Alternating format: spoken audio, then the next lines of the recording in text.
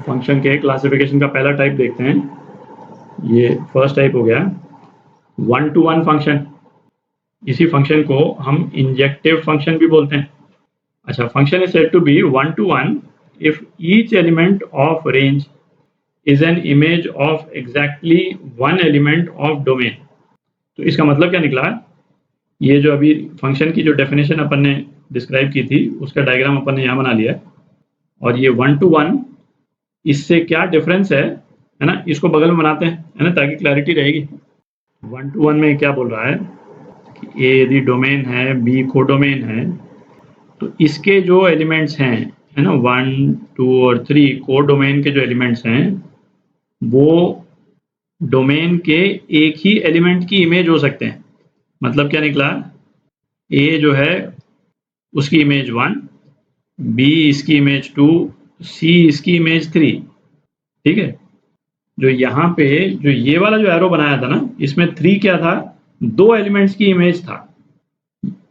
1-to-1 में ये possible नहीं है कि बी का कोई भी एलिमेंट यहाँ पे 2 एलिमेंट्स की इमेज हो, है ना, ये पॉसिबल नहीं है। एक एलिमेंट की एक ही इमेज बन सकती है। अच्छा, इसके अलावा जो ये वाला जो एस्पेक्ट है कि कोड डोमेन के कुछ एलिमेंट्स खाली रह सकते हैं, है ना, वो अभी भी पॉसिबल है। ये मैं स्पेसिफिकली इसलिए मेंशन कर रहा हूँ क्योंकि आगे क्लासिफिकेशन में ऐसी कैटेगरी आएगी जहाँ पे ये भी होगा कि कोड डोमेन पूरी की पूरी यूज हो जानी चाहिए। ठीक है, इसलिए ये डिस्टिंक्शन दिमाग में रखें कि 1-to-1 में कोड डोमेन का पूरी तरह से भरा हुआ होना जरूरी नहीं है। डोमेन तो चूंकि फंक्शन ही इस तरह से डिफाइंड है कि डोमेन पूरी की पूरी यूटिलाइज होनी जरूरी है, तो इसका मतलब ए में यहाँ पे 3 ही एलिमेंट पॉसिबल हैं, मतलब जितने एलिमेंट्स होंगे हर एक की इमेज तो बननी जरूरी है। ठीक है, तो ये जो हमने बनाया है ये क्या है, 1-to-1 या इसको 1-1 भी बोलते हैं, है ना, या फिर इंजेक्टिव फंक्शन है। तो जिस तरह के कॉमन फंक्शंस अभी तक अपन ने देखे हैं उनमें से देखते हैं कौन कौन से फंक्शन जो है वो 1-1 की कैटेगरी में आते हैं।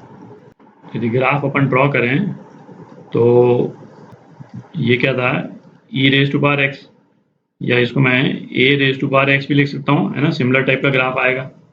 ठीक है, तो ये क्या है, 1-1 दिख रहा है क्योंकि डोमेन के जितने एलिमेंट्स क्या हैं एक्स एक्सिस पे हैं और वाई एक्सिस पे रेंज वाले पॉइंट्स हैं सारे के सारे। तो एक्स की किसी भी वैल्यू के लिए जो वाई की जो वैल्यू आ रही है वो अलग ही आ रही है। आप देख रहे हैं कॉन्टिन्यूसली इंक्रीज कर रहा है ये फंक्शन, तो एक्स की हर एक वैल्यू के लिए वाई की एक अलग यूनिक वैल्यू ही आ रही। ठीक है, तो ये 1-1 है। फिर जैसे लॉग फंक्शन अपन ने देखा था, लॉग फंक्शन इस टाइप से, ठीक है, उसमें भी आप देखें कि x की जितनी वैल्यूज हैं, ये x की जितनी वैल्यूज हैं सारी, है ना, ये डोमेन के एलिमेंट्स हो गए बेसिकली। तो डोमेन के जितने एलिमेंट्स हैं उनकी जो इमेजेस जो आ रही हैं वो सारी की सारी डिफरेंट आ रही है, कोई भी 2 इमेज सेम नहीं है, दिख रहा है। फिर है ना, कोई भी हम स्ट्रेट लाइन ले लें, सपोज ये स्ट्रेट लाइन अपन ने ले ली, ठीक है, इस केस में भी सेम सिचुएशन, डोमेन के जितने पॉइंट्स हैं जो कि एक्स एक्सिस पे हैं उनके लिए y की इमेज जो है वो अलग ही है, यूनिक है। तो अपन देखते हैं कौन कौन से ऐसे फंक्शंस हैं जो हमने स्टडी किए हैं जो कि 1-1 नहीं है। जैसे सपोज साइन फंक्शन ले लें, ठीक है, इस टाइप से साइन फंक्शन ले लिया अपन। तो साइन फंक्शन में आप देखें कि x का ये वाला पॉइंट और x का ये वाला पॉइंट, इसमें जो y की वैल्यूज हैं सेम आ रही है, दिख रहा है ना। इस बार ये पॉइंट x1, ये पॉइंट x2, इसमें दोनों पे y की वैल्यू जो है सेम आ रही। क्वाड्रेटिक इक्वेशन है ना, कोई भी क्वाड्रेटिक इक्वेशन हम ले लें तो वो या तो फेसिंग अपवर्ड्स होगा या फेसिंग डाउनवर्ड्स होगा, पैराबोला, है ना, पैराबोला या तो इस शेप का होगा या पैराबोला इस शेप का होगा। ठीक है, तो इस केस में भी हम देख सकते हैं कि अब जैसे ये दोनों पॉइंट्स हैं, ये दोनों पॉइंट्स x की वैल्यू अलग अलग है, x1 x2, पर y की वैल्यू सेम आ रही, इसमें भी सेम है, इस पे भी सेम है, ठीक है ना। और फिर आपका ग्रेटेस्ट इंटीजर फंक्शन है ना, ग्रेटेस्ट इंटीजर फंक्शन में तो भाई हमने क्या देखा था, यहाँ से लेकर यहाँ तक कि x की जितनी वैल्यूज के लिए y की वैल्यू सेम है, फिर यहाँ से लेकर यहाँ तक सेम है, यहाँ से लेकर यहाँ तक सेम है, दिख रहा है। तो x की जितनी वैल्यूज हैं इस वाले पोर्शन में उनमें उनके लिए y की वैल्यू सेम है, तो ये भी 1-1 नहीं है, ग्रेटेस्ट इंटीजर फंक्शन 1-1 नहीं है। फिर इसी तरह से आप देखते हैं, है ना, फ्रैक्शनल पार्ट फंक्शन, है ना, या फिर सिग्नम फंक्शन, ये सारे के सारे जो हैं वो 1 1 नहीं है। ठीक, ये तो अपन ने ग्राफिकली देख लिया। तो अब ऐसे करते हैं कि यदि, है ना, रिगरसली हमको देखना हो कि कोई फंक्शन 1 1 है कि नहीं है, तो कैसे हम पता कर सकते हैं। ठीक है, क्योंकि कई केसेस में ग्राफ बनाना इतना ईजी नहीं होता है कि ग्राफ बना करके हम डिसाइड करें, तो कैसे हम पता करते हैं, तो उसको देखते हैं। अच्छा, आप देखते हैं यदि कोई फंक्शन अपने को दिया हुआ है, हमको ये चेक करना है कि ये फंक्शन जो है 1 to 1 है कि नहीं है, तो कैसे हम चेक करते हैं। तो 2-3 तरीके हैं, है ना। पहला तो क्या हो गया भाई, पहला तो इस डेफिनेशन का ही पार्ट है एक तरह से, है ना। डेफिनेशन का इम्प्लीकेशन है कि यदि दो इमेजेस यदि सेम हैं, इसका मतलब क्या है कि डोमेन के जो कंसर्न जो पॉइंट्स हैं वो भी सेम है ना। इस स्टेटमेंट से हम बेसिकली कर क्या रहे हैं, हम ये चीज देखें कि ये फंक्शन का ये वाला जो एस्पेक्ट जो था कि डोमेन के दो एलिमेंट्स की सेम इमेज हो सकती है, इसको हम रूल आउट कर रहे हैं। ठीक है, ये तो फंक्शन की जनरल डेफिनेशन थी, और 1 to 1 जो था वो ये था। ठीक है, और हमने क्या कहा था कि दो एलिमेंट्स की सेम इमेज नहीं हो सकती। तो इस वाले केस में हम क्या कह रहे हैं कि यदि दो एलिमेंट्स की इमेज सेम है, तो इसका मतलब वो एलिमेंट्स भी सेम है डोमेन के। ठीक है, जैसे एक सिंपल सा फंक्शन लेते हैं y is equal to 2x plus 5। ठीक है, और हम क्या बोल रहे हैं कि f(x1) f(x2) के बराबर है, इमेज सेम है। तो इसका मतलब क्या हो गया, 2x1 प्लस 5 ये किसके बराबर हो गया, 2x2 प्लस 5 के बराबर। तो इसका इम्प्लीकेशन क्या आ रहा है अपने पास में, x1 जो है वो x2 के बराबर है ना। ये तो आप विजुलाइज भी कर सकते हैं, तो स्ट्रेट लाइन की इक्वेशन है, तो किसी भी एक x के लिए y की एक यूनिक वैल्यू आएगी। ठीक है, बट ये भी एक तरीका है चेक करने का। तो एक और फंक्शन हम ले लें, y is equal to e raise to power x, f(x1) f(x2) के बराबर है। इसका मतलब क्या हुआ, यदि e(x1) e(x2) के बराबर है, तो इसका इम्प्लीकेशन क्या है भाई, x1 जो है वो x2 के बराबर है, और कोई पॉसिबिलिटी हो नहीं सकती। ठीक है, तो ये वाला फंक्शन भी क्या हो गया, 1 to 1 हो गया। एक और एग्जांपल लेते हैं, y is equal to x square. अब इस वाले केस में यदि f(x1) f(x2) के बराबर है, तो इसका मतलब क्या है, x1 स्क्वायर जो है वो x2 स्क्वायर के बराबर। अच्छा, इस वाले केस में हम ये नहीं कह सकते हैं कि x1 x2 के बराबर है, क्यों, क्योंकि इसमें तो दो पॉसिबिलिटी हो गई ना भाई, x1 जो है x2 के बराबर भी हो सकता है, और x1 जो है वो माइनस x2 के बराबर भी हो सकता है।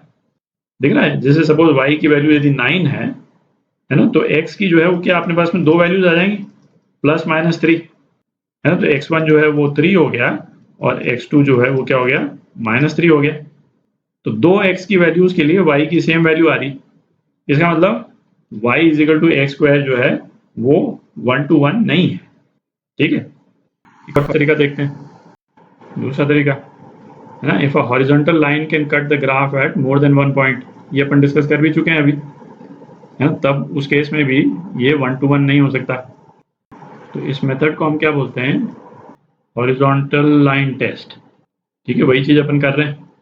तो अब जैसे जो कॉमनली यूज फंक्शंस हैं, जिस भी फंक्शन का हम ग्राफ इजीली विजुलाइज कर सकें, तो उसमें तो सीधा यही लगा सकते हैं, है ना। जैसे मॉड है, मॉड एक्स क्या हो गया, ये हो गया ग्राफ। तो बेसिकली हम यदि एक स्ट्रेट लाइन इस तरह से बना दें, तो x की दो वैल्यूज पे y की सेम वैल्यू आ रही है ना, तो ये 1 to 1 नहीं है। इसका मतलब फ्रैक्शनल पार्ट फंक्शन, है ना, फ्रैक्शनल पार्ट फंक्शन में ग्राफ जो है वो इस तरह से बनता है ना। ये हॉलो सर्कल्स हैं सारे इस तरह से, जिसका जो रेंज है वो 0 से 1 के बीच में रिपीट होता रहता है इस तरह से। ठीक है, तो इसमें भी हम यदि इस तरह से हॉरिजॉन्टल लाइन यदि बना देंगे, तो x, है ना, कई ढेर सारे x की वैल्यूज पे y की सेम वैल्यू आ जाएगी।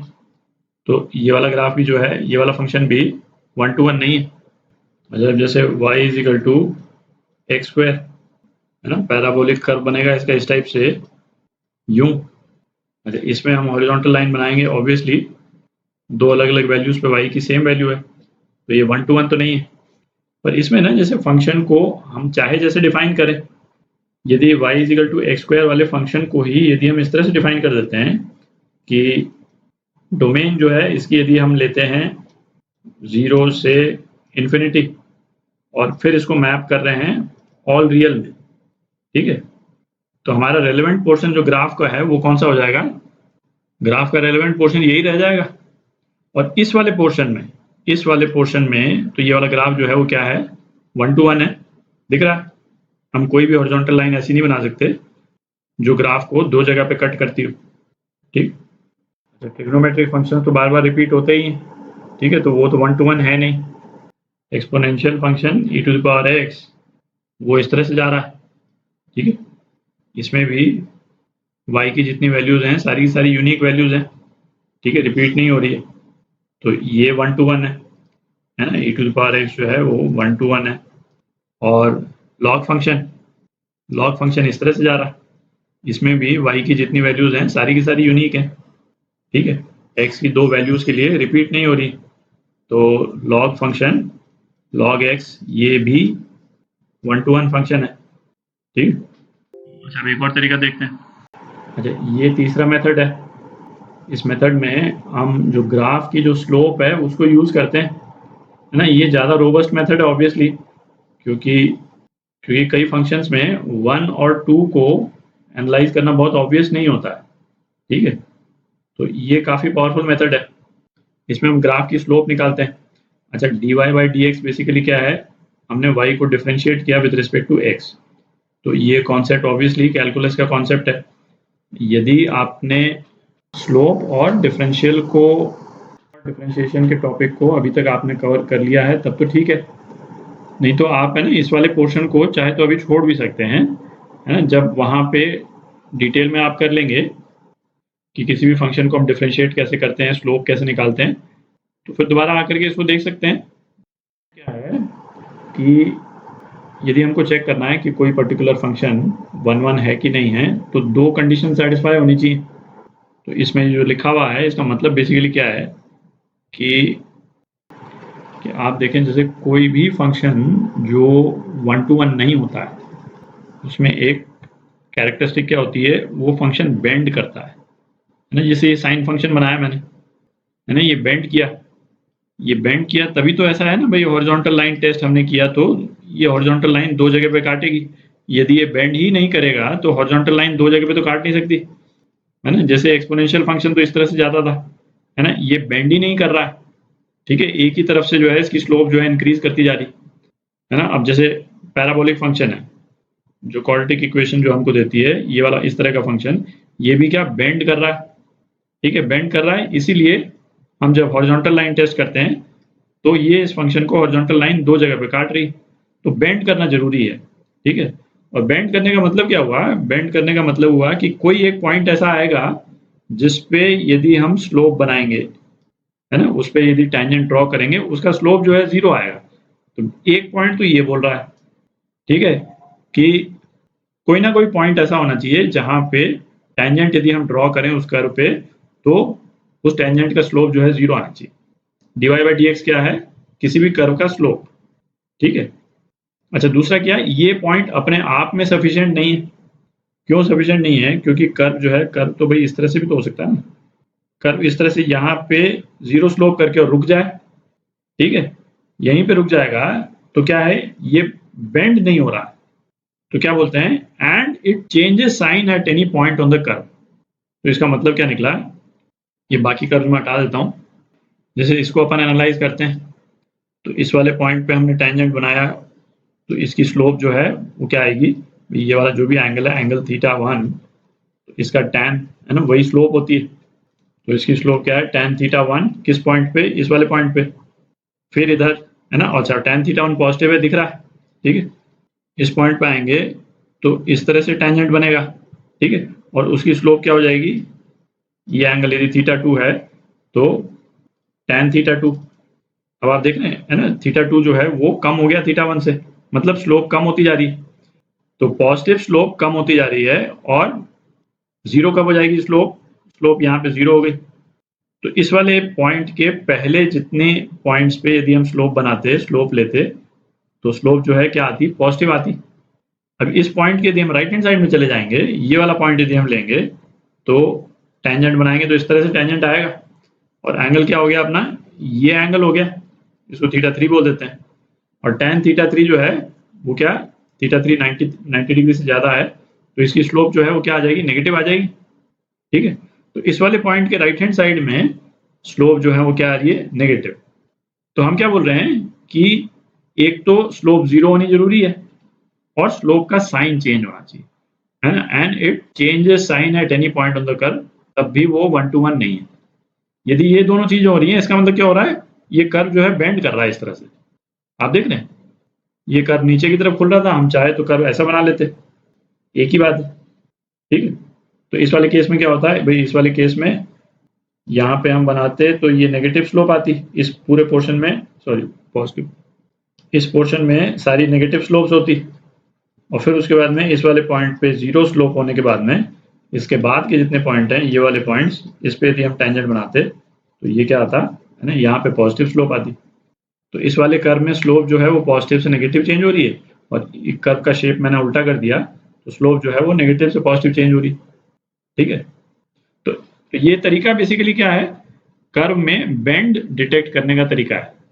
ठीक, एक सिंपल सा एग्जांपल लेते हैं, y is equal to x square, है ना, हमको मालूम है कि ये 1 to 1 नहीं है ना, इसका शेप जो है वो इस टाइप से बनता है, इस टाइप से बनता है। तो हमको तो ये मेथड 3 इम्प्लीमेंट करके देखना है। अच्छा, इसको हम डिफरेंशिएट करेंगे dy बाई डी एक्स, तो क्या आ जाएगा 2x। तो किस वाले पॉइंट पे स्लोप 0 हो रहा है, 2x को यदि हम 0 कर दें तो x इज इक्वल टू 0 पे ये स्लोप 0 हो रहा है, इस कर्व का दिख ही रहा है, यहाँ पे स्लोप 0 हो रहा है। अच्छा, हमको अब एक चीज और चेक करनी है कि स्लोप जो है उसका साइन चेंज होना चाहिए। तो अब x की वैल्यू 0 से थोड़ा सा यदि हम कम कर देते हैं तो क्या वो नेगेटिव वैल्यू हो जाएगी। ठीक है, तो dy by D x 0 minus पे, 0 माइनस का मतलब 0 से थोड़ा सा कम, मतलब नेगेटिव नंबर है, तो वो क्या हो जाएगा 2 इंटू 0 माइनस, जो कि एक नेगेटिव नंबर है, दिख ही रहा है। तो इसके लेफ्ट हैंड साइड में स्लोप्स जितनी हैं वो क्या है, नेगेटिव स्लोप्स हैं। ठीक है, और x को यदि हम, और x की वैल्यू 0 से थोड़ी सी पॉजिटिव यदि हम कर देते हैं तो स्लोप जो है वो क्या आ जाएगी, dy by D x 0 positive pay, है ना, स्लोप क्या आ जाएगी 2 इंटू 0 पॉजिटिव, जो कि बेसिकली है ना पॉजिटिव स्लोप हो गई। तो साइन चेंज हो गया, स्लोप का साइन चेंज हो गया, मैथमेटिकली हमने देख लिया, है ना, नेगेटिव हुआ, फिर 0 स्लोप हुआ, फिर यहाँ पे पॉजिटिव स्लोप आ गया, है ना, ये पॉजिटिव स्लोप। तो इसका मतलब क्या है कि ये नॉट 1 to 1, 1 to 1 नहीं है, है ना। इस केस में तो हमको मालूम ही था, अभी आगे और एग्जांपल्स करेंगे जिसमें बहुत ज़्यादा ऑब्वियस नहीं होगा, और इस तरीके को यूज़ करके, है ना, निकालेंगे कि फंक्शन 1 to 1 है कि नहीं।